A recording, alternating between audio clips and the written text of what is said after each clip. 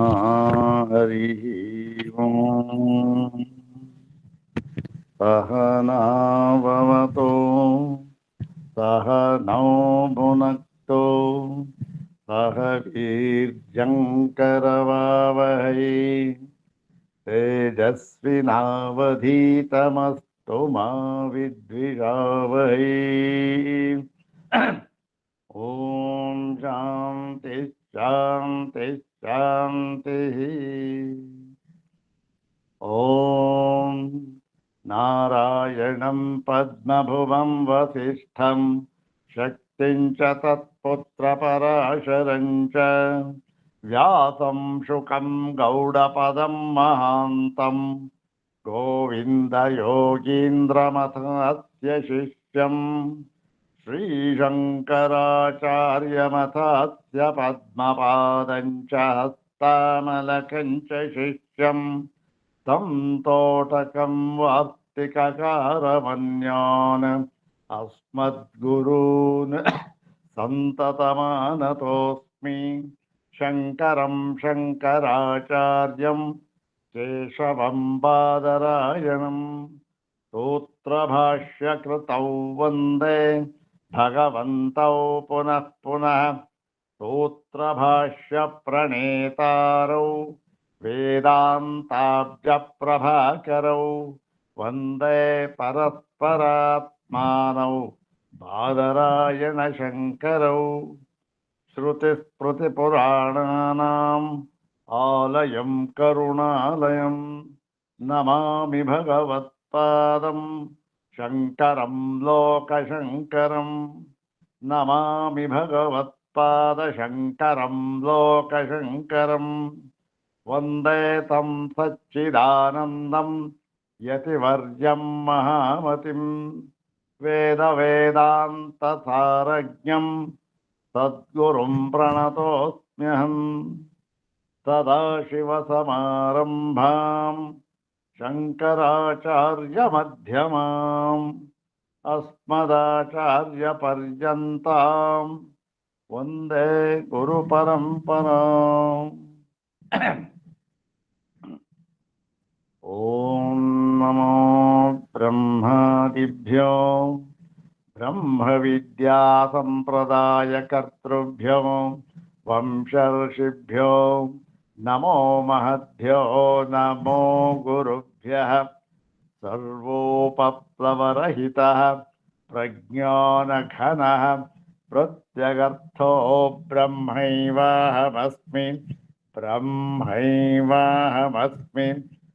अधीहि भगवो ब्रह्म श्रीमच्छङ्कर भगवत् पूज्यपादमहासद्गुरुभ्यो नमः श्री श्री सच्चिदानन्देन्द्र सरस्वती सद्गुरुभ्यो नमः यो ब्रह्माणं विदधाति पूर्वं यो वै वेदांश्च प्रहिणोति तस्मै तन्मदेवमात्मबुद्धिप्रकाशम् मुमुक्षुर्वै शरणमहं प्रपद्ये ॐ शान्ति शान्ति शान्तिः।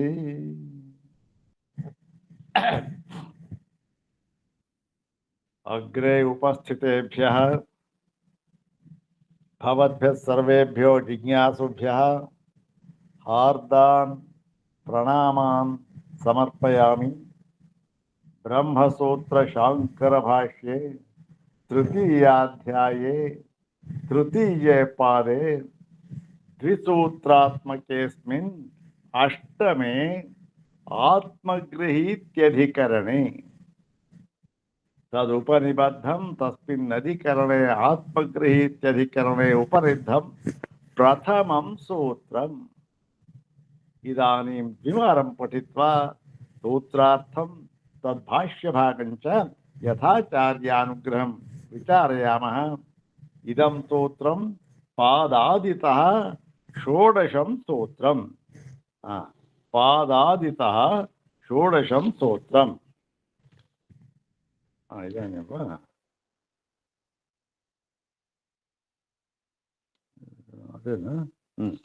पादादितः षोडशं स्तोत्रम्।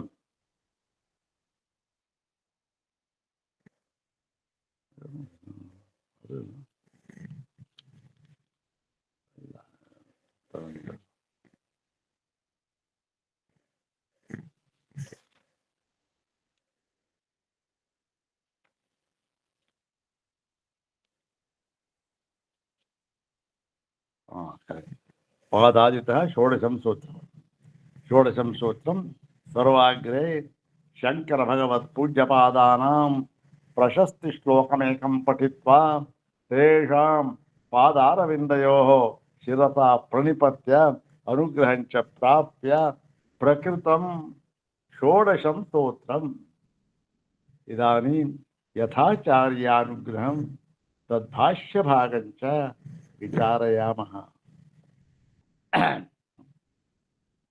सर्वाग्रे शङ्करभगवत्पूज्यपादानां प्रशस्तिश्लोकमेकं द्विवारं पठामः।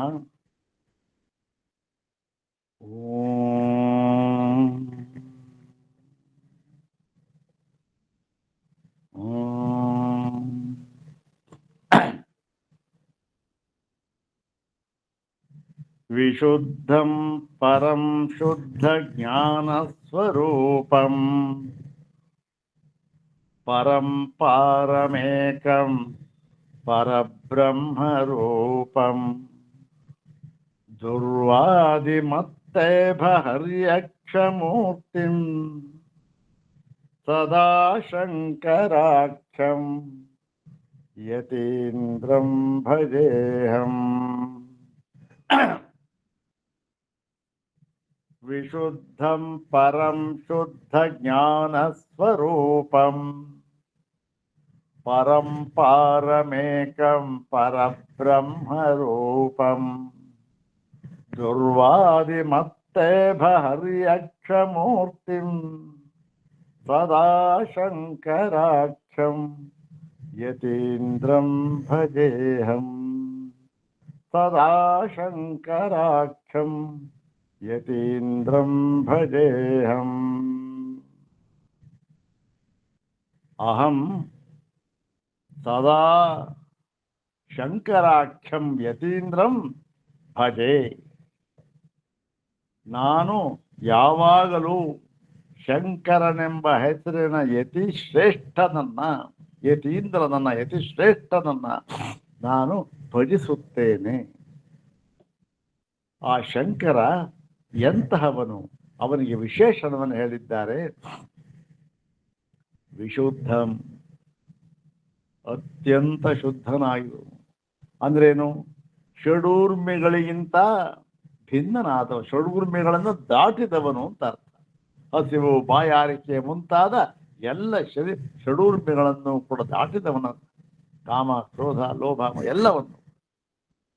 ಮತ್ತೆ ಪರಂ, ಪರಂ ಅಂತಂದ್ರೇನು? ಅತ್ಯಂತ ಹೆಚ್ಚಿನ ತತ್ವವಾದ ಪರಬ್ರಹ್ಮ ತತ್ವವನ್ನ ಯಥಾರ್ಥವಾಗಿ ಅನುಭವದಲ್ಲಿ ಪಡೆದುಕೊಂಡವನು. ಅವನೇನು? ಅವನು ಬೇರೆ ಅಲ್ಲ, ಪರಬ್ರಹ್ಮ ತತ್ವ ಬೇರೆ ಅಲ್ಲ. ಹಾಗಾಗಿ ಅವನೇ ಪರಂ, ಅತ್ಯಂತ ಹೆಚ್ಚಿನವನು. ಮತ್ತೆ ಶುದ್ಧ ಜ್ಞಾನ ಸ್ವರೂಪಂ. ಶುದ್ಧ ಜ್ಞಾನ ಸ್ವರೂಪ ಅಂದ್ರೇನು? ಈ ಒಂದು ಉಪನಿಷತ್ತಿನಲ್ಲಿ ಪ್ರತಿಪಾದ್ಯವಾಗಿರತಕ್ಕಂತಹ ಪರಬ್ರಹ್ಮನ ಯಥಾರ್ಥ ಸ್ವರೂಪವನ್ನ ಶುದ್ಧವಾಗಿ, ನಾವು ಪರಿಶುದ್ಧ ವೇದಾಂತ ಪರಿಭಾಷೆ ನೋಡ್ತಾ ಇದ್ದೇವಲ್ಲ, ಶುದ್ಧವಾಗಿ ಅಂದ್ರೇನು? ಶುದ್ಧವಾಗಿ ಅಂದ್ರೆ ಯಥಾ ಸಂಪ್ರದಾಯಂ, ಅಂದ್ರೆ ಸಂಪ್ರದಾಯ ಕ್ರಮದಂತೆ ಅದನ್ನ ಅನುಭವದಲ್ಲಿ ತಿಳಿದವನು. ಮತ್ತೆ ಪರಂಪಾರಮೇಕಂ, ಪರಂಪಾರಂ ಅಂದ್ರೆ ಅತ್ಯಂತ ಹೆಚ್ಚಿನದನ್ನ ಪಡೆದುಕೊಂಡಿರ್ತಕ್ಕಂಥವನು. ಈ ಎಲ್ಲವನ್ನು ಕೂಡ ದಾಟಿರ್ತಕ್ಕಂಥ ಪರಂಪಾರ ಅಂದ್ರೆ ಅತ್ಯಂತ ಹೆಚ್ಚಿನ ಪರಮಾರ್ಥ ತತ್ವದ ಪಾರ, ಅಂದ್ರೆ ದಡವನ್ನ ಸೇರಿದವನು. ಏಕಂ ಅಂದ್ರೆ ಯಾವ ಒಂದು ದ್ವೈತದ ವಾಸನೆಯೂ ಇಲ್ಲದ ಏಕಮೇವಾದ್ವಿತೀಯವಾದ ತತ್ವ. ಪರಬ್ರಹ್ಮ ರೂಪ ಅದೆಂಥದ್ದು ಪರಬ್ರಹ್ಮ ರೂಪವಾಗಿರ್ತಕ್ಕಂತಹದ್ದು. ಎಷ್ಟೋ ವಿಶೇಷಣ ಆಯಿತು. ಇನ್ನು ಆತ ಮಾಡಿದಂತಹ ಕೆಲಸ ಏನು, ಯಾರಿಗೆ ಹೇಗಿದ್ದ ಆತ ಅಂತಂದ್ರೆ ದುರ್ವಾದಿ ಮತ್ತೇಭ ಹರಿ ಅಕ್ಷಮೂರ್ತಿ. ದುರ್ವಾದಿ ಅಂದ್ರೆ ಏನು? ದುರ್ವಾದಿ ಅಂದ್ರೆ ಕೆಟ್ಟವಾದಿಗಳು ಕೆಟ್ಟ ಮಾತಾಡೋರು ಅಂತಲ್ಲ. ಯಾರು ಸಂಪ್ರದಾಯ ಕ್ರಮವನ್ನ ಬಿಟ್ಟು ಉಪನಿಷದ್ ವಾಕ್ಯಗಳಿಗೆ ಅರ್ಥವನ್ನ ಮಾಡಿ ಅನ್ಯಥಾ ಹೇಳುತ್ತಿದ್ದರೋ ಅವರೆಲ್ಲರೂ ಕೂಡ ದುರ್ವಾದಿಗಳು. ಈ ದುರ್ವಾದಿಗಳು ಹೇಗಿದ್ರು ಅವರು? ಮತ್ತ ಇಭ ಅಂದ್ರೆ ಮತ್ತ ಗಜ, ಮದಿಸಿದ ಆನೆ ಅಂತ ಇದ್ರು. ಅವ್ರಿಗೆ ಯಾರ ಭಯವೂ ಇಲ್ಲ. ಏನು ಪ್ರತಿವಾದಿ ಭಯಂಕರರು. ತೈತ್ರಿಯದಲ್ಲಿ ಬರುತ್ತಲ್ಲ, ಎಲ್ಲಿ ಆ ಪ್ರವೇಶ ಶ್ರುತಿ ತತ್ಸೃತ್ವಾ ತದೇವಾನುಪ್ರಾವಿಶತ್ ಅನ್ನುವ ಒಂದು ಉಪನಿಷದ್ ವಾಕ್ಯಕ್ಕೆ ಅರ್ಥವನ್ನು ಮಾಡತಕ್ಕಂತಹ ಸಭೆ ಅದು. ಹೌದು ತಾನೆ? ತತ್ಸೃತ್ವಾ ತದೇವಾನುಪ್ರಾವಿಶತ್ ವಾಕ್ಯಾರ್ಥ ಸಭೆ. ಅಲ್ಲಿ ಏನು ಮಾಡಿದ್ದಾರೆ? ಎಲ್ಲರೂ ಸೇರ್ಬಿಟ್ಟಿದ್ದಾರೆ, ಎಲ್ಲ ವಾದಿಗಳು ಕೂಡ. ಅವರೆಲ್ಲ ಯಾರು? ಅವರ ದುರ್ವಾದಿ ಕೆಟ್ಟವಾದಿಗಳು. ಕೆಟ್ಟವರು ಅಂತಲ್ಲ, ದುರ್ವಾದಿಗಳು ಅಂತಂದ್ರೆ ಆತ್ಮೈಕತ್ವವನ್ನ ಹೇಳದೆ ಆತ್ಮಭೇದವನ್ನು ಹೇಳತಕ್ಕಂಥವರು ಅಂತ ಅರ್ಥ ಅಷ್ಟೇ. ಅವರೆಲ್ಲರೂ ಕೂಡ ಏನಾಗಿದ್ರು? ಎಲ್ಲರೂ ದ್ವೈತಿಗಳು. ಇದು ಹೇಗೆ ಗೊತ್ತಾಗುತ್ತೆ? ಅದನ್ನು ಅವರೇ ಹೇಳಿದ್ದಾರೆ. ಯಾರು? ಅಲ್ಲಿ ಸೇರಿದ್ದ 2 ಜನ ವಿದ್ವಾಂಸರು ಅವರೆಲ್ಲ ಹೇಳಿದ್ದಾರೆ. ಓ, ಇವರೇನು ಶಂಕರಾಚಾರ್ಯ ಅಂದ್ರೆ ಅಯ್ಯಯ್ಯೋ ಹುಡುಗ ಅಂತ ಏನ್ ಹೇಳ್ತಾರೆ? ಅಪ್ಪ ನೋಡಪ್ಪ, ನಿನ್ನ ನೋಡಿದ್ರೆ ನಮಗೆ ಅಯ್ಯೋ ಅನ್ಸುತ್ತೆ. ನಾವು ಇಲ್ಲಿ ಈ ನಾನಾರ್ಥವಾದಿಗಳು ಬಹಳವಾಗಿ ಇದ್ದೇವೆ ಅಂತ ಅವರೇ ಹೇಳಿದ್ದಾರೆ. ಅಂದ್ರೇನು? ದ್ವೈತವಾದಿ, ನಾನಾರ್ಥ ಎಲ್ಲದು. ಆತ್ಮಭೇದವನ್ನು ಒಪ್ಪತಕ್ಕಂಥವ್ರು. ನಾವು ಬಹಳವಾಗಿದ್ದೇವೆ, ನೀನಾದರೆ ಒಬ್ಬನೇ. ಆತ್ಮೈಕತ್ವವನ್ನು ಹೇಳತಕ್ಕಂತಾನು ನೀನು ಒಬ್ಬನೇ ಈ ಸಭೆಯಲ್ಲಿ ಬಂದಿರೋದು ಇವಾಗ. ಹಾಗಾಗಿ ಸುಮ್ಮನೆ ಬಂದು ಯಾಕೆ ವಾದದಲ್ಲಿ ಪರಾಜಿತನಾಗಿ ಹೋಗೋದಂತ ಯಾಕೆ? ನಮಗಿಷ್ಟ ಇಲ್ಲ. ನೀನು ನಮ್ಮಿಂದ ತೇಜೋವಧೆ ಮಾಡಿಸ್ಕೊಂಡು ವಾದದಲ್ಲಿ ಸೋತು ಹೋಗೋದು ನಮಗೆ ಇಷ್ಟ ಇಲ್ಲಪ್ಪ. ನೋಡು, ಶಿಷ್ಯರು ಹಾಗೆ ಹೇಳ್ಬಿಡ್ತಾರೆ, ಶಂಕರಾಚಾರ್ಯರೇ ಬನ್ನಿ ಹೋಗೋಣ, ವಾಪಸ್ ಹೊರಟೋಣ, ಯಾಕೋ ಸರಿ ಇಲ್ಲ ಇದು. ಆವಾಗ ಏನು ಹೇಳ್ತಾರೋ ಒಂದೇ ಮಾತು ಹೇಳಿದ್ದು. ನೋಡಿ, ನೀವೆಲ್ಲ ಸೇರಿರ್ತಕ್ಕಂಥವರು ಏನು ಹೇಳಿದ್ರಿ ನೀವು? ನಾವು ಎಷ್ಟು ಜನ ಇದ್ದೇವೆ, ನಾನಾತ್ಮವಾದಿಗಳು. ನಾವೆಲ್ಲ ನಾನಾತ್ಮವಾದಿಗಳು ಇಷ್ಟು ಜನ ಇದ್ದೇವೆ. ನನ್ನನ್ನು ಏನು ಹೇಳಿದ್ರಿ ನೀವು? ಇವನು ಆತ್ಮೈಕತ್ವವಾದಿ ಅಂತ ಹೇಳಿದ್ರಿ. ನೀವು ಹೇಳಿದ್ರಲ್ಲ ಆತ್ಮೈಕತ್ವವಾದಿ ಅಂತ ಅನ್ನೋದು, ಅದೇ ನನಗೆ ಶ್ರೀರಕ್ಷೆ. ಏನು ಆತ್ಮೈಕತ್ವವಾದ ಅಂತ ಇದೆಯಲ್ಲ, ಅದೇ ಶ್ರೀರಕ್ಷೆ. ಬನ್ನಿ, ಯಾರು ಬೇಕಾದರೂ ಬನ್ನಿ ವಾದಕ್ಕೆ. ಜೇಷ್ಯಾಮಿ ಸರ್ವಾನ್, ಎಲ್ಲರನ್ನೂ ಕೂಡ ನಾನು ಗೆಲ್ಲುತ್ತೇನೆ. ಯುದ್ಧ ಮಾಡಿ ಗೆಲ್ಲುತ್ತಂದ್ರ ನನ್ನ ವಾದವನ್ನು ಸಮರ್ಥಿಸುತ್ತೇನೆ ಅಂತ ಹೇಳಿ ಆರಭೇಚ ಚಿಂತಾಂ. ಯಾಕೆ ಸುಮ್ಮನೆ ಕಾಲಹರಣ ಮಾಡತಕ್ಕಂಥದ್ದು? ಆರಭೇಚ ಚಿಂತಾಂ, ನೋಡಿ ವಿಚಾರವನ್ನು ಆರಂಭಿಸುತ್ತೇನೆ ಅಂತ ವಿಚಾರ ಬರ. ಇದು ಏನು? ಇವೆಲ್ಲ ದುರ್ವಾದಿ, ಇವರೆಲ್ಲ ಮದಿಸಿದ ಆನೆಗಳು. ಅವರಿಗೆ ಇವರು ಹರಿಯಕ್ಷ ಅಂದ್ರೇನು? ಸಿಂಹೋ ಮೃಗೇಂದ್ರ ಪಂಚಾಸ್ಯೋ ಹರ್ಯಕ್ಷ ಕೇಸರಿ ಹರಿ. ಹರಿ ಅಂದ್ರು ಸಿಂಹ, ನರಹರಿ ಅಂದ್ರೇನು? ನರಸಿಂಹ. ಸಿಂಹೋ ಮೃಗೇಂದ್ರ ಪಂಚಾಸ್ಯೋ ಹರ್ಯಕ್ಷ ಕೇಸರಿ ಹರಿ ಅಮರ. ಇಂತಹ ದುರ್ವಾದಿಗಳೆಂಬ ಮತ್ತ ಗಜಗಳಿಗೆ ಹರಿಯಕ್ಷ ಸಿಂಹದಂತಿರುವವನು, ನಿರ್ದಕ್ಷಮೂರ್ತಿ ಸಿಂಹದಂತಿರುವವನು. ಇಂತಹ ಶಂಕರಾಕ್ಷಂ ಶಂಕರನೆಂಬ ಹೆಸರಿನ ಯತೀಂದ್ರನನ್ನು ಯತಿಶ್ರೇಷ್ಠನನ್ನು ನಾನು ಸದಾ ಭಜಿಸುತ್ತೇನೆ ಅಂತಕ್ಕಂಥದ್ದು ಇದು ಒಂದು ಈ ಶ್ಲೋಕದ ಅರ್ಥ. ಇನ್ನೊಂದು ಸಾರಿ ಹೇಳಿ ಪ್ರಕೃತ ಭಾಷ್ಯ ಭಾಗವನ್ನು ಶುರು ಮಾಡೋಣ. ವಿಶುದ್ಧಂ ವಿಶುದ್ಧಂ ಪರಂ ಶುದ್ಧ ಜ್ಞಾನ ಸ್ವರೂಪಂ ಪರಂ ಪಾರಮೇಕಂ ಪರಬ್ರಹ್ಮರೂಪಂ ದುರ್ವಾದಿಮತ್ತೇಭ ಹರ್ಯಕ್ಷಮೂರ್ತಿಂ ಸದಾ ಶಂಕರಾಕ್ಷಂ ಯತೀಂದ್ರಂ ಭಜೇಹಂ ಸದಾ ಶಂಕರಾಕ್ಷಂ ಯತೀಂದ್ರಂ ಭಜೇಹಂ ಯತೀಂದ್ರಂ ಭಜೇಹಂ. ಅಥ ಶ್ರೀಮಚ್ಛಂಕರ ಭಗವತಃ ಕೃತೌ ಶಾರೀರಕಮೀಮಾಂಸಾ ಭಾಷ್ಯೆ ತೃತೀಯೇ ಸಾಧನಾಧ್ಯಾಯೇ ತೃತೀಯೇ ಪಾದೆ ದ್ವಿಸೂತ್ರಾತ್ಮಕಂ ಅಷ್ಟಮಂ ಆತ್ಮಗೃಹೀತ್ಯಧಿಕರಣಂ. ಓಂ ಆತ್ಮಗೃಹೀತಿರಿತರವದುತ್ತರಾತ್ ಓಂ ಅನ್ವಯಾದಿತಿ ಚೇತ್ ಸ್ಯಾದವಧಾರಣಾತ್.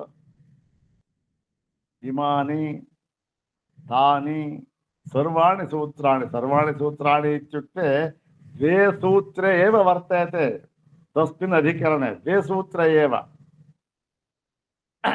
ते द्वे सूत्रे तत्र उपनिबद्धे भगवता पादरायणेन सर्वज्ञेन इदानीं तस्मिन् अधिकरणे प्रप्रथमं सूत्रं विचारयामः यथामति यथा आचार्यानुग्रहम्.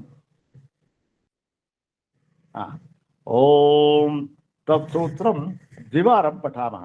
प्रकृतं सूत्रम् ओम आत्मगृहीतिरितरवदुत्तरात् ओम आत्मगृहीतिरितरवदुत्तरात्.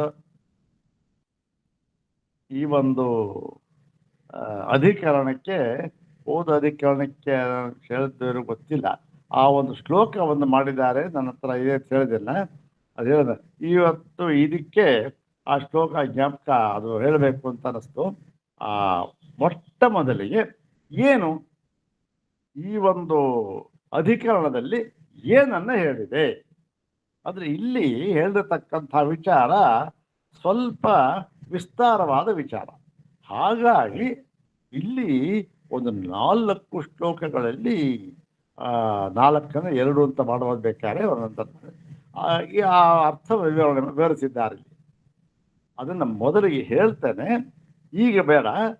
ಈ ಭಾಷ್ಯವೆಲ್ಲ ನೋಡಿ ಆದಮೇಲಿಂದ ನಾವು ಇನ್ನೊಂದು ಸರಿ ಆ ಶ್ಲೋಕವನ್ನು ನೋಡಿದಾಗ ಆ ಶ್ಲೋಕದ ಅರ್ಥ ನಮಗೆ ಗೊತ್ತಾಗುತ್ತೆ, ಹೇಗೆ ಅದನ್ನು ಆ ಶ್ಲೋಕವನ್ನು ಮಾಡಿದ್ದಾರೆ ಅಂತಕ್ಕಂಥದ್ದು ಗೊತ್ತಾಗುತ್ತೆ. ಬರೀ ಶ್ಲೋಕವನ್ನು ನಾನು ಹೇಳ್ತೇನೆ, ಅಷ್ಟಾದ ಸ್ವಲ್ಪ ಅರ್ಥವಾಗುತ್ತೆ, ಏನು ತೊಂದರೆ ಇಲ್ಲ. ಇಲ್ಲಿ ಬಂದಿರತಕ್ಕಂಥ ಅಧಿಕರಣದ ವಿಚಾರ ಗೊತ್ತಾಗತ್ತೆ ನಮಗೆ. ಏನು ನೋಡಿ. ಓಂ ಆತ್ಮಾವಾಯಿದಮಿತ್ಯತ್ರ ವಿರಾಟ್ ಸ್ಯಾತ್ ಅಥವೇಶ್ವರಃ. ಆತ್ಮಾವಾಯಿದಮಿತ್ಯತ್ರ ವಿರಾಟ್ ಸ್ಯಾದ್ ಅಥವೇಶ್ವರಃ. ಭೂತ ಸೃಷ್ಟೇರ್ನೇಶ್ವರ ಸ್ಯಾತ್. ಗವಾಧ್ಯಾನಯನಾಧಿ ಅಲ್ಲ ಗಯಾಧ್ಯಾನಯನಾದ್ ವಿರಾಟ್. ಗವಾಧ್ಯಾನಯನಾದ್ ವಿರಾಟ್. ಗವಾಧ್ಯಾನಯನಾದ್ ವಿರಾಟ್. ಇದು ಸಂಶಯ ಬರತಕ್ಕಂಥದ್ದು ಈ ಒಂದು ಅಧಿಕರಣದಲ್ಲಿ. ಏನು ನೋಡಿ, ಆತ್ಮಾವಾಯಿದಮಿತ್ಯತ್ರ ಏನದು ಆತ್ಮಾವಿದಂ ಅಂತ, ಆತ್ಮಾವಾ ಇದಂ ಅಂತ. ಇದು ಮಂತ್ರ, ಇದು ಪ್ರತೀಕ. ಆತ್ಮಾವಾಯುಧಂ ಇದೆಲ್ಲಿ ಬರುತ್ತೆ? ಇದು ಐತರೇಯದಲ್ಲಿ ಬರುತ್ತೆ. ಆತ್ಮಾವಾಯುಧಮೇಕ ಏವಾಗ್ರ ಆಸೀತ್ ನಾನ್ಯಚ್ಚಿಂಚ ರಮಿಷತ ಸ ಈಕ್ಷತ ಲೋಕಾನುಸೃಜ ಇತಿ. ಮೊಟ್ಟ ಮೊದಲನೇ ಮಂತ್ರ ಎಲ್ಲಿ? ಐತರೇಯದಲ್ಲಿ. ಹೀಗೆ ಈ ಆತ್ಮಾವಾಯುಧಮೆತ್ತೆ ಈ ಐತರೇಯದಲ್ಲಿ ಪಠಿತವಾಗಿರತಕ್ಕಂಥ ಆತ್ಮಾವಾಯುಧಂ ಎಂಬತಕ್ಕಂಥ ಮೊಟ್ಟ ಮೊದಲನೆಯ ಮಂತ್ರದಲ್ಲಿ ಏನನ್ನು ಹೇಳಿದ್ದಾರೆ? ವಿರಾಟ್ ಸ್ಯಾದ್ ಅಥವಾ ಈಶ್ವರ. ಆತ್ಮ ಎಂಬ ಶಬ್ದಕ್ಕೆ ಆತ್ಮಾವಾಯುಧಮೇಕ ಏವಾಗ್ರ ಆಸೀತ್ ಅಂತ ಇದೆಯಲ್ಲ, ಏನು? ಸ ಈಕ್ಷತ ಲೋಕಾನ್ನು ಸೃಜತ, ಲೋಕವನ್ನು ಸೃಷ್ಟಿ ಮಾಡಬೇಕು ಎಂಬುದಾಗಿ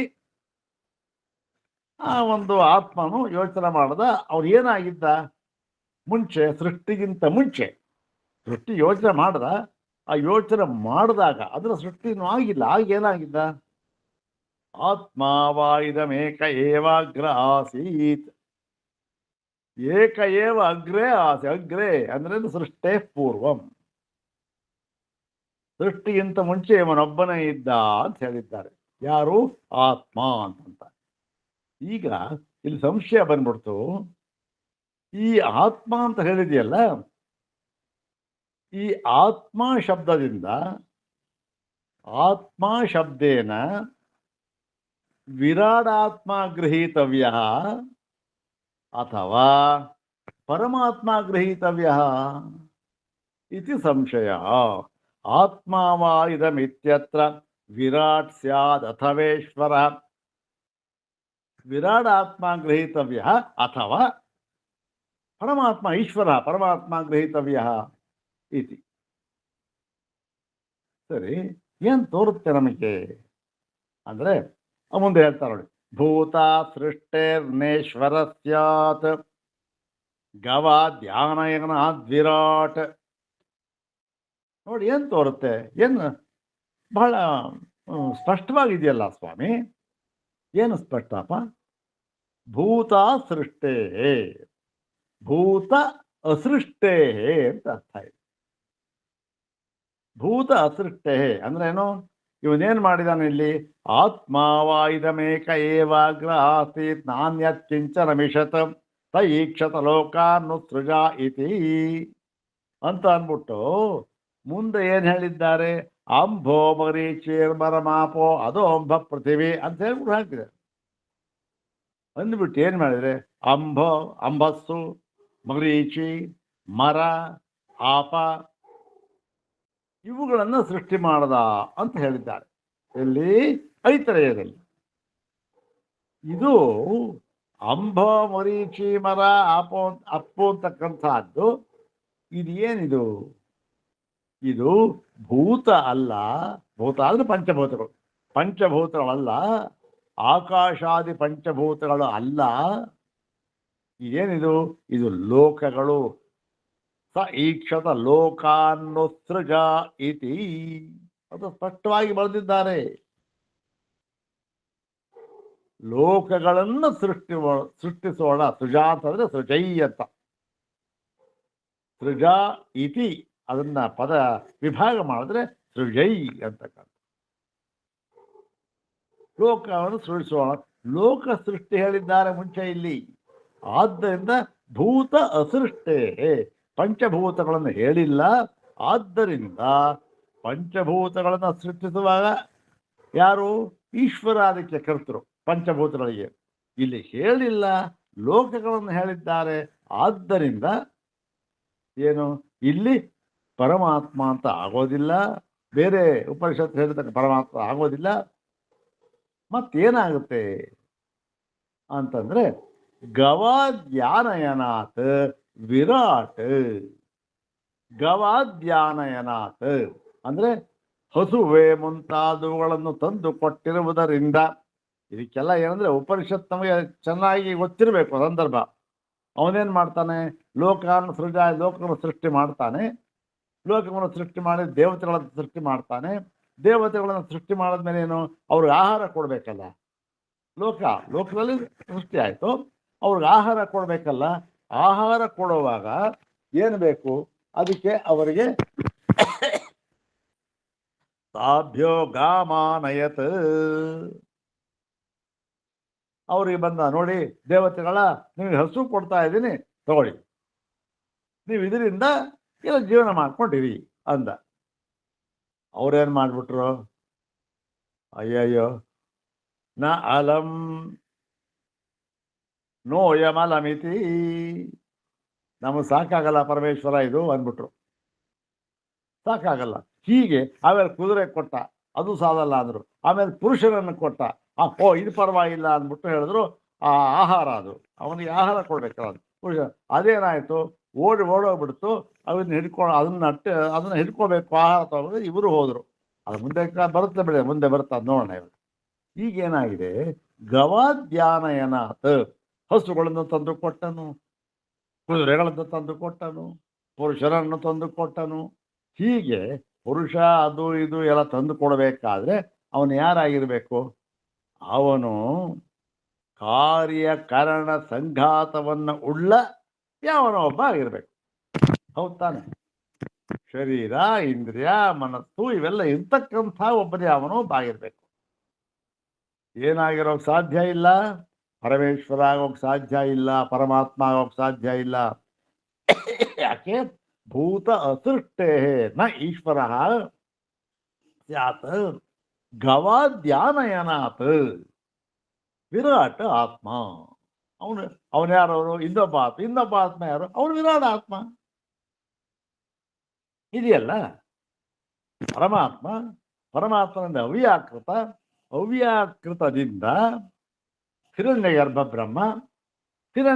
ಬ್ರಹ್ಮ ಆದ ವಿರಾಡಾತ್ಮ ಆದ್ಮೇಲಿಂದ ಪ್ರಪಂಚ ಸೃಷ್ಟಿಯಾಯಿತು. ಹೌದು ತಾನೆ? ಪರಮಾತ್ಮ, ತುರಿಯ, ಅವ್ಯಾಕೃತ ಸುಷುಪ್ತಿ, ಹಿರಣ್ಯಗರ್ಭ ಬ್ರಹ್ಮ ಸ್ವಪ್ನ, ವಿರಾಟ್ ಜಾಗೃತ್ತು. ಇದೆಲ್ಲ ಈ ಮಾಂಡುಕ್ಯದಲ್ಲಿ ಸ್ಪಷ್ಟವಾಗಿ ಅದನ್ನೆಲ್ಲ ಹೇಳಿದ್ದಾರೆ. ಇರಲಿ, ಅದು ಮುಂದೆ ಅದು ಬರ್ತದೆ, ಇವು ಬೇಡ. ಗವಾಜೇನ ವಿರಾಟ್. ಮತ್ತೆ ಈ ಹಾಗೂ ತೋರುತ್ತೆ, ಇನ್ನೊಂದು ತೋರುತ್ತೆ. ಭೂತೋಪಸಂಹೃತೇರೀಶ ಸ್ಯಾತ್ ಅದ್ವೈತಾವಧಾರಣಾತ್. ಈ ಭೂತೋಪಸಂಹೃತೆ ಅಂದ್ರೆ ಈ ಪಂಚಭೂತಗಳನ್ನು ಉಪಸಂಹಾರ ಮಾಡಿದ್ದನ್ನು ಹೇಳಿರುವುದರಿಂದ ಈಶ್ವರ ಅಂತೂ ತೋರುತ್ತೆ. ಮತ್ತೆ ಇನ್ನೊಂದು ಕಾರಣ ಏನು? ಅದ್ವೈತಾವಧಾರಣ, ಅದ್ವೈತವನ್ನು ಅವಧಾರಣೆ ಮಾಡಿ ಹೇಳಿದ್ದಾರೆ. ಏನಂತ? ಆತ್ಮ ವಾ ಇದಮೇಕ ಏವಾಗ್ರ ಆಸೀತ್. ವಾ ಅಂದ್ರೇನು? ವೈ. ಆ ವೈ ಅಂದ್ರೇನು? ಏವ. ಆತ್ಮ ಏವ ಇದಮೇಕ ಏವಾಗ್ರ ಆಸೀತ್ ಅಂತ ಹೇಳಿದ್ದಾರೆ. ಎರಡು ಕಡೆ ಆತ್ಮ ಏವ, ಏಕ ಏವ. ಹೀಗೆ ಅವಧಾರಣೆ ಮಾಡಿ ಹೇಳಿರುವುದರಿಂದ ಪರಮಾತ್ಮ ಅಂತ ಹೇಳ್ತೀವಿ. ಏನನ್ನ? ಅದ್ವೈತವನ್ನು ಅವಧಾರಣೆ ಮಾಡಿದ್ದಾರೆ, ಏಕತ್ವವನ್ನು ಅವಧಾರಣೆ ಮಾಡಿದ್ದಾರೆ. ಇದಮೇಕ ಏವಾಗ್ರ ಆಸೀತ್ ಅಂತ. ಅದು ಯಾರಿಗೆ ಹೊಂದುತ್ತೆ? ಏಕಮೇವ ದ್ವಿತೀಯತ್ವ ಯಾರಿಗೆ ಹೊಂದುತ್ತೆ? ಪರಮಾತ್ಮನ ಹೊಂದುತ್ತೆ. ಆದ್ದರಿಂದ ಪರಮಾತ್ಮನ ಆಗಿರ್ಬೋದಲ್ಲ, ಅದು ಬರುತ್ತೆ. ಮತ್ತೆ ಈ ಅರ್ಥವಾದೋ ಗವಾದ್ಯುಕ್ತಿ ಬ್ರಹ್ಮಾತ್ಮತ್ವಂ ವಿವಕ್ಷಿತಂ. ಇದಕ್ಕೆ ಒಂದು ನಿರ್ಣಯ ಹೇಳಿದ್ರು. ಓ ಹೌದಪ್ಪ, ಹಾಗಿರೋದ್ರಿಂದ ಈ ಗವಾದ್ಯುಕ್ತಿ ಅಂದ್ರೆ ಹಸುಗಳನ್ನು ತಂದು ಕೊಟ್ಟ, ಕುದುರೆ, ಮನುಷ್ಯ ಇವೆಲ್ಲ ಇದೆಯಲ್ಲ, ಇದು ಅರ್ಥವಾದ. ಗವಾದ್ಯುಕ್ತಿ, ಗವಾದಿ ಅಂದ್ರೆ ಹಸು, ಕುದುರೆ, ಪುರುಷ ಇದು. ಮತ್ತೆ ಆದ್ದರಿಂದ ಇದು ಅರ್ಥವಾದವಾದ್ದರಿಂದ ಬ್ರಹ್ಮಾತ್ಮತ್ವಂ ವಿವಕ್ಷಿತ. ಇಲ್ಲಿ ಬ್ರಹ್ಮಾತ್ಮವನ್ನಂದ್ರೆ ಆ ಒಂದು ಪರಮಾರ್ಥ ತತ್ವವನ್ನೇ ಇಲ್ಲಿ ವಿವಕ್ಷಿತ ಹೇಳುವುದಕ್ಕೆ ಇಷ್ಟಪಟ್ಟಿದೆ. ಇಲ್ಲಿ ಉಪನಿಷತ್ತಿನಲ್ಲಿ ಯಾವ ಪದದಿಂದ? ಆತ್ಮ ಎಂಬ ಪದದಿಂದ. ಇದು ಈ ಒಂದು ಅಧಿಕರಣಕ್ಕೆ ಒಂದು ಅರ್ಥ. ಇದು ಈ ಶ್ಲೋಕದಲ್ಲಿ ಅಡಗಿಸ್ಬಿಟ್ಟಿದ್ದಾರೆ. ಇನ್ನು ಮುಂದಿದೆ ಅದು ತರ್ಕ. ಇನ್ನು ಮುಂದೆ ತರ್ಕ ಸ್ವಲ್ಪ ಬರುತ್ತೆ, ಅದಕ್ಕೆ ಅದನ್ನ ಉತ್ತರ ಹೇಳಿದ್ದಾರೆ. ಅದನ್ನ ಆಮೇಲೆ ಮುಂದೆ ನೋಡೋಣ. ಈಗ ಆತ್ಮಗೃಹೀತರವದುತ್ತರಾತ್, ಆತ್ಮಗೃಹೀತ್ಯಧಿಕರಣ. ಈ ಅಧಿಕರಣದಲ್ಲಿ ಏನು ಹೇಳಿದ್ದಾರಪ್ಪ? ಏನು ಹೇಳ್ಬೇಕು? ಈ ಶ್ಲೋಕ ನಾವು ಕಂಠಸ್ಥ ಮಾಡಿ ಹೇಳಿಬಿಟ್ರಾಯ್ತು. ಆತ್ಮ ವಾಯುದಮಿತ್ಯತ್ರ ವಿರಾಟ್ ಸ್ಯಾದ್ ಅಥವೇಶ್ವರ ಭೂತಾ ಸೃಷ್ಟೇರ್ನೇಶ್ವರ ಸ್ಯಾತ್ ಗವಾಧ್ಯಾನಯನಾದ್ ವಿರಾಟ್. ಸಂಶಯ ಬಂತು. ಆಮೇಲೆ ಇದಕ್ಕೆ ಸಿದ್ಧಾಂತ ಒಂದು ಹೇಳ್ತಾರೆ. ಭೂತೋಪಸಂಹೃತೇರೀಶಃ ಸ್ಯಾದದ್ವೈತಾವಧಾರಣಾತ್. ಮತ್ತೆ ನಿರ್ಣಯ ಅರ್ಥವಾದೋ ಗವಾದ್ಯುಕ್ತಿ ಬ್ರಹ್ಮಾತ್ಮತ್ವಂ ವಿವಕ್ಷಿತಂ. ಮುಗಿದಾಯ್ತು. ಹೀಗೆ ಎಲ್ಲ ಅಧಿಕರಣಕ್ಕೂ ಮಾಡಿದ್ದಾರೆ. ಎಲ್ಲ ಅಧಿಕರಣಕ್ಕೂ ಮಾಡಿ ಅದು ಯಾರು ಏನು ಮಾಡಿದ್ರು ಅಂತನ್ನೋದು ಏನು ಸಿಗ್ತಾ ಇಲ್ಲ ನನಗೆ. ಎಷ್ಟೋ ನೋಡಿದೆ, ಎಲ್ಲೆಲ್ಲ ಹುಡುಕ್ತೆ, ಸಿಕ್ಕಲಿಲ್ಲ. ಬಟ್ ಮಂತ್ರ ಶ್ಲೋಕಗಳು ಮಾತ್ರ ಅದ್ಭುತ, ತುಂಬ ಚೆನ್ನಾಗಿದೆ. ಒಂದೇ ಒಂದು ಇತ್ತು. ಸುಮ್ಮನೆ ನೋಡಿ, ಯಾವುದು ಅಂಥ ಇಂಥದ್ದು ಪುಸ್ತಕ ಯಾವ್ಯಾವುದೋ ಬರೆಯೋದಕ್ಕೆ ಬದಲಾಗಿ ಇದೆಲ್ಲ ಬದಲಾಗಿ ಇಂಥ ಒಂದು ತಗೊಂಡು 191 ಅಧಿಕರಣಕ್ಕೆ 191 ಶ್ಲೋಕಗಳು, ಒಂದೊಂದಕ್ಕೆ 2 ಅಥವಾ 3 ಇರ್ಬೋದು. ಆ್ಯಾವರೇಜಲ್ಲಿ ಒಂದು 250 ಶ್ಲೋಕ ಇರ್ಬೋದು ಅಂತ ಇಟ್ಕೊಳ್ಳಿ. 250 ಶ್ಲೋಕವನ್ನು ತಗೊಂಡು ಅದಕ್ಕೆ ಅರ್ಥ ಬರೆದ್ರೆ 191 ಅಧಿಕರಣಕ್ಕೂ ಕೂಡ ಬಹಳ ಸ್ಪಷ್ಟವಾಗಿ ಅದರ ಉದ್ದೇಶ, ಅರ್ಥ ಎಲ್ಲವನ್ನು ಹೇಳಿದಂತಾಗ್ಬಿಡುತ್ತೆ. ಒಂದು ಕಡೆ ಇದ್ದುಬಿಟ್ರೆ ಅದನ್ನ ಯಾವುದೇ ಮಹಾನುಭಾವರು ಮಾಡ್ಬೇಕಷ್ಟೇ. ಯಾರು ನೋಡೋಣ, ಅದೆಲ್ಲ ಬೇಡ, ನೋಡೋಣ. ಮಂತ್ರ ಇದರಲ್ಲಿ ಪ್ರಪ್ರಥಮವಾದ ಸೂತ್ರ. ಓಂ ಆತ್ಮಗೃಹೀತಿರಿತರವದುತ್ತರಾತ್. ಓಂ ಆತ್ಮಗೃಹೀತಿರಿತರವದುತ್ತರಾತ್. ಆತ್ಮಗೃಹೀತಿ ಇತರವತ್ ಉತ್ತರಾತ್ ಇತಿ ತ್ರಿಪದಾತ್ಮಕಮಿದಂ ಸೂತ್ರಂ, ಪದತ್ರಯಾತ್ಮಕಮಿದಂ ಸೂತ್ರಂ. ಅಸ್ಮಿನ್ ಅಧಿಕರಣೆ 3 ಪದಾನಿ ಉಪನಿಬದ್ಧಾನಿ ಸಂತಿ. ಅನ್ವಯಸ್ಥೋ ಏವಂ ವರ್ತತೆ. ಇತರವತ್ ಆತ್ಮಗೃಹೀತಿ, ಇತರವತ್ ಆತ್ಮಗೃಹೀತಿ. ಕುತಃ ಕಸ್ಮಾತ್ ಕಾರಣಾತ್ ಇತ್ಯುಕ್ತೆ ಉತ್ತರಾತ್. ಇದು ಈ ಒಂದು ಆ ಪದಗಳಿಗೆ ಅರ್ಥ ಆಯ್ತು. ಪದ ವಿಭಾಗ ಮಾಡಿದ್ವಿ. ಆತ್ಮಗೃಹೀತಿ ಇತರವತ್ ಉತ್ತರಾತ್ ಅಂತ. ಗೃಹೀತಿ ಅಂದ್ರೆ ಏನು? ಗೃಹೀತಿ ಅಂದ್ರೆ ಗ್ರಹಣ ಅಂತ ಅಷ್ಟೆ. ಗ್ರಹಣಂ ನಪುಂಸಕಲಿಂಗ, ಗೃಹೀತಿ ಸ್ತ್ರೀಲಿಂಗ, ಗ್ರಹ ಪುಲ್ಲಿಂಗ ಅಷ್ಟೇ. ಗೃಹೀತಿ ಏನು? ಗ್ರಹಣಂ, ಆತ್ಮಗ್ರಹ ಅಂತ. ಅದನ್ನ ಆತ್ಮ ಏನು? ಆತ್ಮನನ್ನೇ ಹಿಡಿಯಬೇಕು ಇಲ್ಲಿ. ಅದೆಲ್ಲ ಇವಾಗ ವಿಷಯವಾಕ್ಯ ಗೊತ್ತು. ಆತ್ಮವಾಯುಧ ಮೇಕೈವಾಗ್ರಾಚ್ಯತೆ ಅಂತಕ್ಕಂಥದ್ದು ವಿಷಯವಾಕ್ಯ. ಇದಕ್ಕೆ ಅಲ್ಲಿ ಆತ್ಮ ಶಬ್ದ ಇಲ್ಲಿ ಏನಾಗುತ್ತೆ ಇವಾಗ ನೋಡಿ. ಆತ್ಮಗೃಹೀತಿ ಅಂದ್ರೆ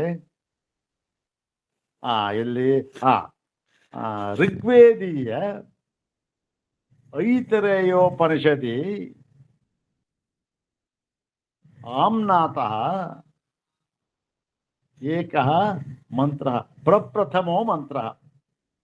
ಆತ್ಮ ವಾಯುಧಮೇಕ ಏವಾಗ್ರ ಆಸೀತ್. ತತ್ರ ಆತ್ಮ ಶಬ್ದೇನ, ಆತ್ಮ ಇದು ಶಬ್ದ, ಆತ್ಮ ಇದು ಪದಂ ಅಸ್ತಿ. ಆತ್ಮ ಇದು ಪದಂ, ಆತ್ಮನ್ ಇದು ಶಬ್ದ. ಆತ್ಮ ಶಬ್ದೇನ ಅಥವಾ ಆತ್ಮ ಪದೇನ ಎರಡು ಒಂದೇ. ಆತ್ಮ ಅಂತಕ್ಕಂಥ ಶಬ್ದ, ಆತ್ಮ ಅಂತಕ್ಕಂಥದ್ದು ಪದ. ಗೊತ್ತಾಯ್ತು? ಆತ್ಮನ್ ಪ್ಲಸ್ ಸು ಅಂದ್ರೆ ಸು ಅಂದ್ರೆ ಅದು ಪ್ರಥಮವಾಗಿ ಏಕವಚನ ಪ್ರತ್ಯಯ. ಸು ಔಜಸ್ ತನ್ನೋಕ್ಷಾಭ್ಯಾಮ್ಯಸ್ ನೋಸಾಂಗ್ ನ್ಯೋ ಸುಪತ್.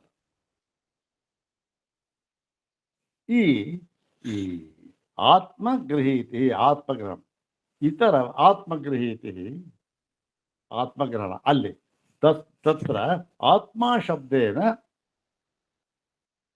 ಪರಮಾತ್ಮ ಗೃಹೀತವ್ಯ ಅಥವಾ ಅನ್ಯ ಆತ್ಮ ಗೃಹೀತವ್ಯ ವಿರಾಟಾತ್ಮ ವಾ ಸ್ಯಾತ್ ಭೂತಾತ್ಮ ವಾ ಸ್ಯಾತ್ ಅನ್ಯವ ಇತ್ಯುಕ್ತೆ ಇದು ಸಂಶಯ ಪ್ರಾಪ್ತೆ ಆತ್ಮಗೃಹೀತಿ ಪರಮಾತ್ಮ ಏವ ಗೃಹೀತವ್ಯ ತತ್ರ ಆತ್ಮ ಶಬ್ದೇನ ಪರಮಾತ್ಮ ಆತ್ಮ ಶಬ್ದೇನ ಪರಮಾತ್ಮ ಏವ ಗೃಹೀತವ್ಯ ಕಥಂ ಇತರವತ್ ಇತರವತ್ ಇತ್ಯುಕ್ತೆ ಇತರ ಸೃಷ್ಟಿ ವಿಷಯ ವಾಕ್ಯವತ್ ಇತರ ಅಂದ್ರೇನು ಇತರಸ್ಮಿನ್ ಇತರಸ್ಯಾಂ ಉಪನಿಷತಿ ಇತರಸ್ಯಾಂ ಅಂದರೆ ಬೇರೆಯ ಉಪನಿಷತ್ತುಗಳಲ್ಲಿ ಈ ಸೃಷ್ಟಿ ವಿಷಯದಲ್ಲಿ ಹೇಗಿದೆಯೋ ಅದೇ ತರಹ ಇಲ್ಲೂ ಕೂಡ ಇತರವತ್ತು ಬೇರೆಯ ಉಪನಿಷತ್ತಿನಲ್ಲಿ ಸೃಷ್ಟಿ ವಾಕ್ಯದಲ್ಲಿ ಹೇಳಿರುವಂತೆ ಇಲ್ಲಿಯೂ ಕೂಡ ಆತ್ಮಗೃಹೀತಿ ಪರಮಾತ್ಮನನ್ನೇ ಗ್ರಹಣ ಮಾಡಬೇಕು. ಬೇರೆ ಉಪನಿಷತ್ತಿನಲ್ಲಿ ಏನು ಹೇಳಿದ್ದಾರೆ ಸೃಷ್ಟಿ ವಿಷಯದಲ್ಲಿ? ತೈತ್ರಿಯದಲ್ಲಿ ನೋಡಿ, ತಸ್ಮಾದ್ ವಾಯೇ ತಸ್ಮಾದ್ ಆತ್ಮನ ಆಕಾಶ ಸಂಭೂತಃ ಶುರು ಮಾಡಿದ್ದಾರೆ ಸೃಷ್ಟಿ ವಿಚಾರ. ಅಲ್ಲಿ ಆತ್ಮನೇನು ಪರಮಾತ್ಮ ಅಂತ ಹೇಳಿದ್ದಾರೆ, ಅದೇ ಅರ್ಥ.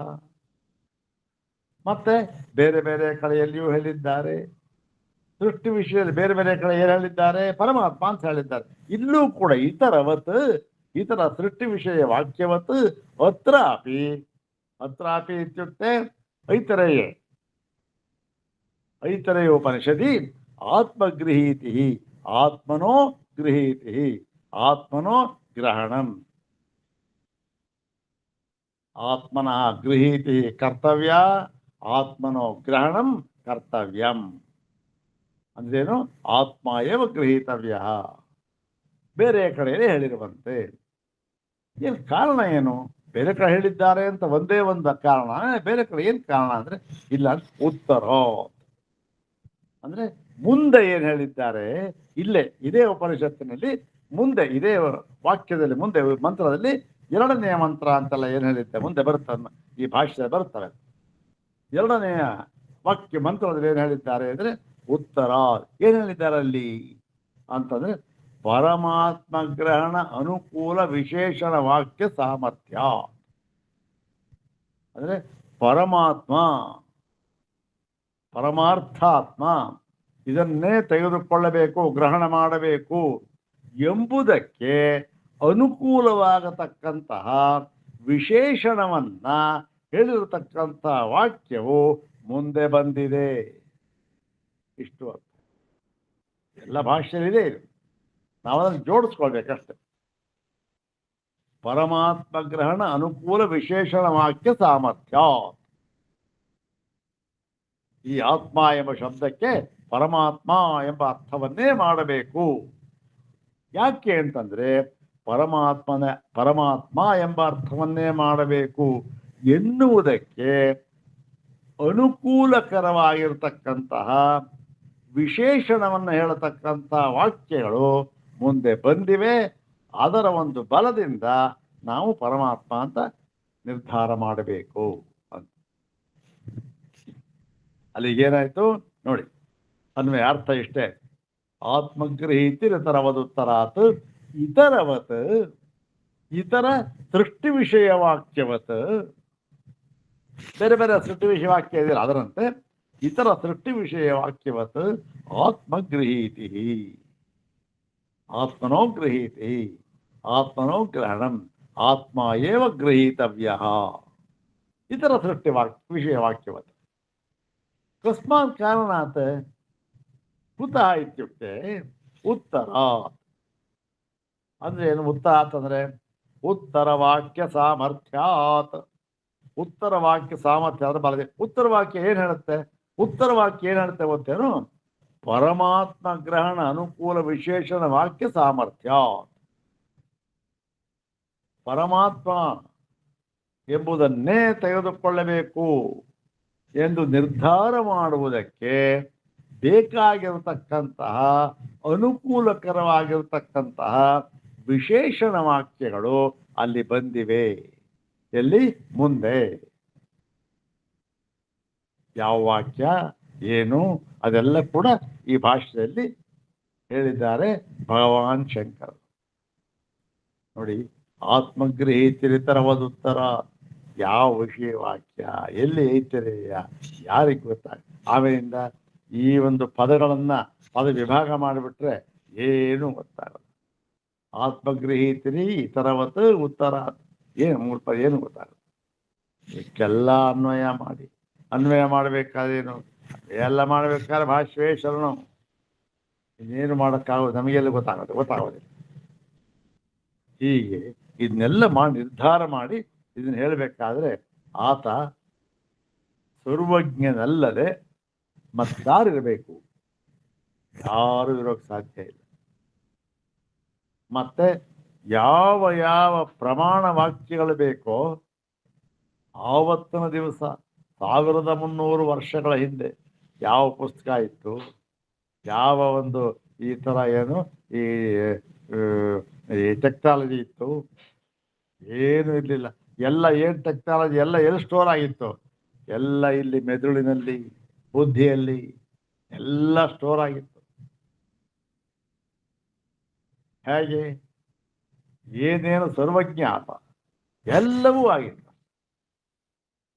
ಆದರೆ ಅದೆಲ್ಲದಕ್ಕಿಂತಲೂ ಇನ್ನೂ ಹೆಚ್ಚಿನ ಜ್ಞಾನವುಳ್ಳವನು ಆ ಯಾವ ಮನುಷ್ಯನಲ್ಲಿ ಅದು ಆ ಶೇಖರಣೆ ಆಗಿತ್ತು, ಆ ಮನುಷ್ಯ ಅದಕ್ಕಿಂತಲೂ ಇನ್ನೂ ಹೆಚ್ಚಿನ, ಎಷ್ಟೋ ಪಟ್ಟು ಹೆಚ್ಚಿನ ಜ್ಞಾನವುಳ್ಳವನು ಎನ್ನುವುದು ನಮ್ಮ ಒಂದು ಅನುಭವದಿಂದ ಗೊತ್ತಾಗುತ್ತದೆ. ಅದನ್ನ ಈ ಶಾಸ್ತ್ರ ಯೋಗನಿತ್ವಾತ್ ಅಂತಕ್ಕಂಥ ಸೂತ್ರದಲ್ಲಿ ಆಚಾರ್ಯರೇ ಬಾಯಿ ಬಿಟ್ಬಿಟ್ಟಿದ್ದಾರೆ.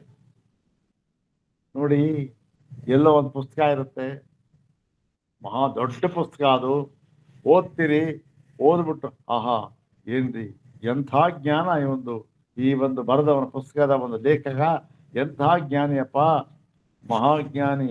ಉದಾಹರಣೆ ಪಾಣಿನಿ, ವ್ಯಾಕರಣ ಶಾಸ್ತ್ರವನ್ನು ಬರೆದ ಏನು ಅದ್ಭುತ. ಎಲ್ಲ ಒಕ್ಕಲಿನಿಂದ ಹೇಳ್ಬಿಟ್ಟಿದ್ದಾರೆ ಯಾರು? ಪಾಶ್ಚಾತ್ಯ ವಿದ್ವಾಂಸರೆಲ್ಲ. ಮನುಷ್ಯ ಇದ್ದಾನೆ, ಮಾನವನ ಒಂದು ಮೆದುಳು ಎಷ್ಟರ ಮಟ್ಟಿಗೆ ವಿಕಾಸವಾಗಬಹುದು ಅಂತ ಅನ್ನೋದಕ್ಕೆ ಸಾಕ್ಷಿ ಏನಂತಂದ್ರೆ ಪಾಣಿನಿ ಅಂತ. ಅಷ್ಟರ ಮಟ್ಟಿಗೆ ಆತ. ಆದರೆ ಅವನು ವ್ಯಾಕರಣಶಾಸ್ತ್ರ ಬರೆದಿದ್ದಾನಲ್ಲ, ಅದಕ್ಕಿಂತಲೂ ನಾವು ವ್ಯಾಕರಣಶಾಸ್ತ್ರ ಓದಿದ್ರೆ ನಮ್ಗೆ ಗೊತ್ತಾಗುತ್ತೆ, ಓ ಎಂಥಪ್ಪ ಪಾಣಿನಿ, ಎಂಥ ಮಹಾಜ್ಞಾನಿ ಅಂತ. ಆದರೆ ನಾವು ತಿಳ್ಕೊಂಡಿರ್ತಕ್ಕಂತಹ ಒಂದು ಜ್ಞಾನ ಇದೆಯಲ್ಲ, ಅವನಲ್ಲಿರ್ತಕ್ಕಂಥದ್ದು ಅದಕ್ಕಿಂತ ಎಷ್ಟೋ ಪಟ್ಟು ಹೆಚ್ಚು ಜ್ಞಾನ ಉಳ್ಳವನಾಗಿ.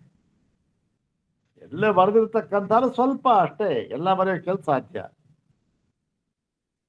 ಹಾಗೆ ಇಲ್ಲೂ ಕೂಡ ಭಾಷ್ಯ ಓದ್ವಿ ನಾವು, ಏನಪ್ಪ ಶಂಕರರು ಪಾಪ ಏನು ಅಪಾರವಾದ ಜ್ಞಾನ, ಅಪಾರವಾದ ಸಾಮರ್ಥ್ಯ ಆಗ್ತದೆ.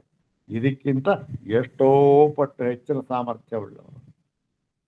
ಯದ್ಯದ್ವಿಸ್ತರಾರ್ಥಂ ಶಾಸ್ತ್ರಂ ಯಸ್ಮಾತ್ ಪುರುಷ ವಿಶೇಷಾತ್ ಸಂಭವತಿ ಯಥಾ ವ್ಯಾಕರಣಾದಿ ಪಾಣಿನ್ಯಾದೇಹೇ ಜ್ಞೇಯೈಕದೇಶಾರ್ಥಮಪಿ ತತೋಪಿ ಅಧಿಕತರ ವಿಜ್ಞಾನ ಇತಿ ಪ್ರಸಿದ್ಧಂ ಲೋಕೆ ಕಿಮು ವಕ್ತವ್ಯಂ ಅನೇಕ ಶಾಖಾಭೇದ ಭಿನ್ನಸ್ಯ ದೇವತಿರ್ಯ ಮನುಷ್ಯಾದಿ ವರ್ಗೇಣ. ಇವೆಲ್ಲದಕ್ಕಿಂತಲೂ ಹೆಚ್ಚಿನವನು ಅಂತ ಹೇಳಿ ಆ ಒಂದು ಶಾಸ್ತ್ರನಿತ್ವ ತನ್ನ ಸೂತ್ರದಲ್ಲಿ ಬರೆದಿದ್ದಾರೆ. ಇರಲಿ, ಅದೆಲ್ಲ ಈಗ ಈ ಸೂತ್ರಕ್ಕೆ ಅರ್ಥ ಆಯಿತು.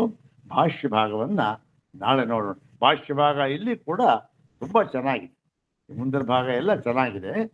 ಮುಂದಿನ ಭಾಗದಲ್ಲಿ ನೋಡೋಣ. ಓಂ ಶಾಂತಿ ಶಾಂತಿ ಶಾಂತಿ.